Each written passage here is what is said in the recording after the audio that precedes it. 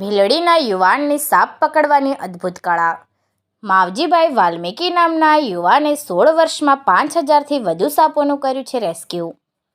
ડીસા તાલુકાના ભીલડીના જૂની ભીલડી વિસ્તારમાં રહેતા માવજીભાઈ વાલ્મીકી કે જેઓ છેલ્લા 16 વર્ષથી ઝેરી તેમજ બિનઝેરી સાપનું રેસ્ક્યુ કરી સાપને સલામત સ્થળે ખસેડી સાપ બચાવવાનું ઉમદા કાર્ય કરી રહ્યા છે।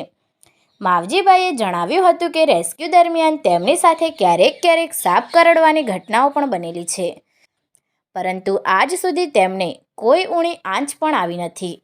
જોકે આમાં તેઓ પોતાની માતાજી અને ભગવાનનો સાથ માની રહ્યા છે।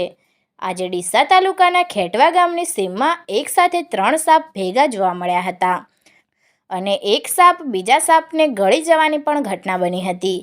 ત્યારે ઘટના સ્થળે માવજીભાઈ વાલ્મીકીને બોલાવવામાં આવતા માવજીભાઈએ સાપનું રેસ્ક્યુ કરીને ગળી ગયેલા સાપના મોઢામાંથી સાપને બહાર કઢાવ્યો હતો, પરંતુ સાપનું મૃત્યુ થઈ ગયું હતું।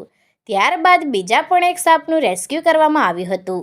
આમ માવજીભાઈએ એક સાથે 2 સાપનું રેસ્ક્યુ કર્યું હતું।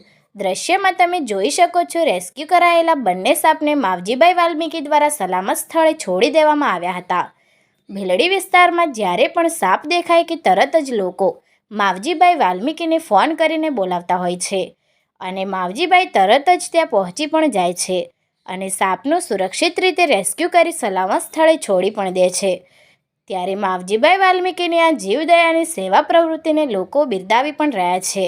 દ્રશ્યમાં તમે જોઈ રહ્યા છો, માવજીભાઈ એક સાથે 2 કોબરા સાપને રમકડાની જેમ રમાડી રહ્યા છે।